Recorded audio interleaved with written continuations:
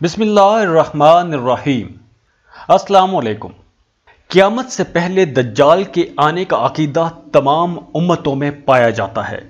جس کو ہم دجال کہتے ہیں اسے یہودی اور عیسائی اینٹی کرائسٹ کہتے ہیں۔ دجال کون ہوگا؟ کیا وہ پیدا ہو چکا ہے؟ اگر وہ قید ہے تو وہ کہاں قید ہے؟ کیا ابن سیاد ہی دجال تھا؟ اگر وہی دجال تھا تو وہ اتنی صدیوں سے کہاں چھپا بیٹھا ہے؟ یہ وہ سوال ہیں جو ہمیشہ سے ریسرچرز اور علماء میں زیر بحث رہے ہیں، مگر کوئی بھی ابھی تک کسی خاطر خواہ نتیجے پر نہیں پہنچا۔ یہ ہے انفو چنکس اور آپ دجال کی آمد کی پہلی ایپیسوڈ دیکھ رہے ہیں۔ دجال کا ابن سیاد کا معاملہ بھی الجھا ہوا ہے۔ بعض علماء کے خیال میں ابن سیاد ہی مسیح الدجال ہے، اور کچھ علماء سمجھتے ہیں کہ وہ ان 30 چھوٹے دجالوں میں تو ہو سکتا ہے جنہوں نے دجال سے پہلے آنا ہے، مگر وہ مسیح الدجال نہیں ہو سکتا۔ جو لوگ ابن سیاد کے بارے میں کچھ نہیں جانتے انہیں بتاتا چلوں کہ جس دور میں نبی کریم صلی اللہ علیہ وآلہ وسلم نے صحابہ کرام کو دجال کے متعلق نشانیاں بتائی تھیں، اسی دور میں وہ تمام نشانیاں اسی دور کے ایک شخص میں پوری ہو چکی تھیں، اور وہ شخص تھا ابن سیاد۔ ابن سیاد کا دجال ہونا یا نہ ہونا اس دور کے صحابہ اکرام کے لیے بھی اتنا ہی مشکل تھا جتنا آج کے عالموں کے لیے ہے۔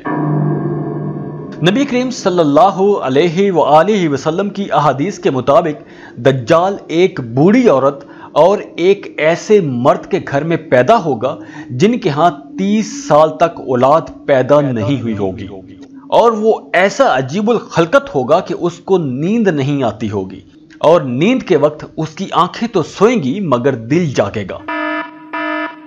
دجال ایک آنکھ سے کانا ہوگا، اور ابن سیاد بھی ایک آنکھ سے کانا تھا، اور یہ کہ ابن سیاد کو اپنے دجال ہونے پر بھی کوئی اعتراض نہیں تھا۔ ایسی ہی تمام نشانیاں ابن سیاد میں نظر آ چکی تھیں۔ ایک بار حضرت ابو سعید نے ابن سیاد سے پوچھا کہ کیا تو دجال ہونا پسند کرے گا؟ تو اس نے کہا کہ اگر مجھے دجال جیسی طاقت ملے تو میں کیوں اعتراض کروں گا؟ جابر بن عبداللہ رضی اللہ تعالیٰ عنہ تو اس بات پر قسم اٹھاتے تھے کہ ابن سیاد ہی دجال ہے، اور فرماتے تھے کہ میں نے حضرت عمر فاروق کو نبی کریم صلی اللہ علیہ وآلہ وسلم کے سامنے اس بات پر قسم اٹھاتے دیکھا تھا، اور آپ صلی اللہ علیہ وآلہ وسلم نے کوئی اعتراض نہیں کیا تھا۔ حضرت عمر فاروق اس بات پر کیوں قسم اٹھاتے تھے؟ اس کی ایک وجہ ایک حدیث سے سمجھ آتی ہے۔ نبی کریم صلی اللہ علیہ وآلہ وسلم اور حضرت عمر فاروق ایک مقام سے گزرے تو ابن سیاد کچھ یہودی بچوں کے ساتھ کھیل میں مصروف تھا۔ آپ صلی اللہ علیہ وآلہ وسلم نے ابن سیاد سے پوچھا کہ کیا تو مانتا ہے کہ میں اللہ کا رسول ہوں؟ تو اس نے جواب میں نبوت کا دعویٰ کیا اور کہا کہ کیا آپ مجھے اللہ کا رسول مانتے ہیں؟ جواب میں حضرت عمر فاروق نے تلوار نکال لی اور کہا، یا رسول اللہ، مجھے اجازت دیں کہ میں اس کا سر قلم کر دوں۔ مگر آپ صلی اللہ علیہ وآلہ وسلم نے منع فرما دیا کہ اگر یہ دجال ہے تو تم اس پر قابو نہیں کر سکو گے، کیونکہ اس کی موت عیسیٰ ابن مریم کے ہاتھوں لکھی ہے۔ نبوت کے اس دعوے کے باوجود نبی کریم صلی اللہ علیہ وآلہ وسلم کے اس کو چھوڑ دینے کی دو میں سے کوئی ایک وجہ تو ہو سکتی ہے۔ ایک وہ کہ جو علماء ہمیں بتاتے ہیں کہ اس وقت ابن سیاد کی عمر بہت کم تھی، اور دوسری عین ممکن ہے کہ نبی کریم صلی اللہ علیہ وآلہ وسلم اس کی حقیقت سے واقف ہوں اور امت پہ یہ راز کھولنے کی اجازت نہ ملی ہو۔ میں نے احادیث کی روشنی میں اس بات کا بھی جائزہ لیا ہے کہ نبی کریم صلی اللہ علیہ وآلہ وسلم نے کسی بھی مقام پر ابن سیاد کے دجال ہونے کی بابت سے انکار نہیں کیا، اور نہ ہی اقرار کیا ہے۔ یہاں پہ غور طلب بات یہ ہے کہ یہ معاملہ صحابہ اکرام میں ایک طویل عرصے تک زیر بحث رہا، مگر اس کی وضاحت کے لیے آسمان سے بھی کوئی وحی نازل نہیں ہوئی۔ اور پھر ایک دن عجیب واقعہ ہوا۔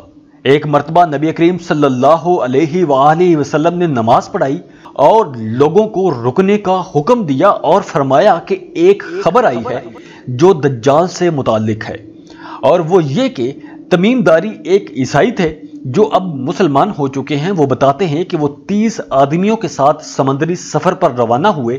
دوران سفر سمندر میں طوفان آ گیا اور وہ راستہ بھٹک گئے، اور 1 مہینے بعد وہ ایک جزیرے پر جا لگے۔ وہاں انہوں نے ایک عجیب الخلقت عورت یا جانور ملا۔ انہوں نے اس سے پوچھا کہ تو کون ہے؟ تو اس عورت نے بتایا کہ وہ جساسہ ہے۔ پھر وہ عورت انہیں ایک غار میں لے گئی جہاں ایک قوی ہیکل شخص زنجیروں میں جکڑا ہوا تھا۔ اس شخص نے ان لوگوں سے پوچھا کہ تم لوگ کون ہو؟ تمیم داری نے بتایا کہ ہم عرب ہیں، مگر تو کون ہے؟ اس شخص نے پھر پوچھا کہ کیا بیسان کے باغات میں پھل آ رہے ہیں؟ انہوں نے بتایا کہ ہاں آ رہے ہیں۔ تو اس شخص نے کہا کہ جلد ہی وہاں پھل نہیں ہوں گے۔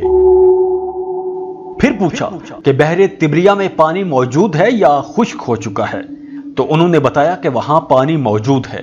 تو پھر وہ بولا کہ جلد خشک ہو جائے گا۔ اس نے پھر پوچھا کہ امیوں کے نبی نے کیا کچھ کیا ہے؟ تو انہوں نے بتایا کہ وہ اپنی قوم پر غالب آ گئے ہیں اور قوم نے ان کی اطاعت کر لی ہے۔ تو وہ بولا کہ ان کے لیے یہی بہتر تھا۔ پھر اس نے بتایا کہ میں دجال ہوں اور ان قریب مجھے یہاں سے نکلنے کی اجازت ملے گی۔ میں روئے زمین کا دورہ کروں گا اور دنیا میں کوئی ایسی آبادی نہیں ہوگی جہاں میں 40 روز کے اندر اندر نہ پہنچوں، سوائے مکہ اور مدینہ طیبہ کے، کیونکہ ان 2 شہروں میں مجھے جانے کی اجازت نہیں ہے۔ تمیم داری کا یہ قصہ سنانے کے بعد نبی کریم صلی اللہ علیہ وآلہ وسلم نے 3 بار اپنا عصا زمین پر مار کے فرمایا، خدا کی قسم یہی طیبہ ہے۔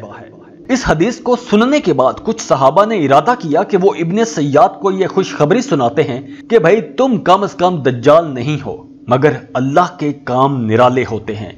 حیران کن بات یہ ہے کہ جب وہ ابن سیاد کے گھر پہنچے تو وہ غائب ہو چکا تھا۔ اس کے بعد کسی صحابی نے اس کو نہیں دیکھا اور نہ ہی اس کی موت کا کوئی ثبوت ملا تھا۔ مذہب کے لحاظ سے دجال یہودی ہوگا اور یہودیوں کے جمع کردہ تمام مال و لشکر اس کے ساتھ ہوں گے۔ نبی کریم صلی اللہ علیہ وآلہ وسلم نے دجال کو فتنہ اکبر کہا تھا۔ دجال کی آمد سے کچھ سال پہلے بہت مشکل اور اذیت ناک ہوں گے۔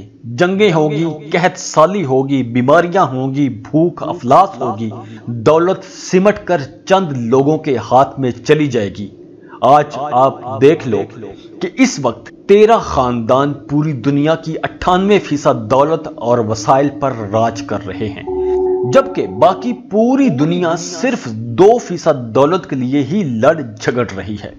یہ سب کچھ صرف اور صرف دجال کے لیے اور دجال کو خدا ثابت کرنے کے لیے کیا جا رہا ہے، کیونکہ دنیا میں لوگوں پہ زندگی اس قدر تنگ کر دی جائے گی کہ لوگ اپنی چھوٹی سے چھوٹی ضرورت کے لیے کسی کے آگے بھی جھکنے کو تیار ہو جائیں گے۔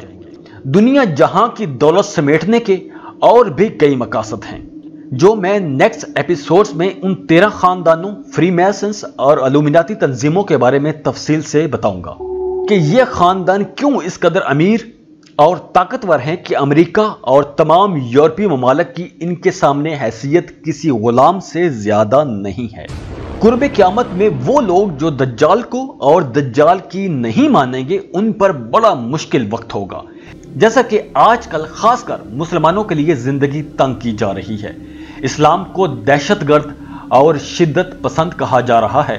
اس کی وجہ یہ ہے کہ دنیا میں اس وقت 3 مذاہب، اسلام، یہودیت اور عیسائیت، یہ تینوں آسمانی مذاہب ہیں۔ ان میں سے اسلام ایک طرف جبکہ یہودی اور عیسائی دوسری طرف ہیں۔ یہودیوں کی اسلام دشمنی ہمیشہ سے واضح رہی ہے، اور جیسے یہودی دجال کی آمد کے منتظر ہیں ویسے ہی عیسائی بھی اس کا انتظار کر رہے ہیں۔ دجال بھاری بھرکم جسم، سرخ رنگت، گھنگریالے بال اور ایک آنکھ سے نابینا ہے۔ اس کی آنکھ لٹکے ہوئے انگور کے دانے جیسی ہے۔ 40 روز میں پوری دنیا کا چکر کاٹ لے گا۔ پہلے اپنے آپ کو نبی کہے گا، پھر خدائی کا دعویٰ کرے گا، خود کو خدا اور مسیحا کہے گا اور ایسی ایسی شوبدہ بازیاں دکھائے گا کہ سامنے والا مضبوط سے مضبوط ترین ایمان والا بھی ڈگمگا جائے گا۔ اتنا بدصورت ہوگا کہ اسے دیکھ کر انسان کو شدید کراہت ہوگی۔ یہ دجال کی پہلی ایپیسوڈ ہے۔ مزید بات کریں گے دجال کی دوسری ایپیسوڈ میں۔ جاتے جاتے ویڈیو کو لائک ضرور کریں، انفو چنکس کو سبسکرائب کر لیں اور بیل آئیکن پر لازمی کلک کیجیے گا۔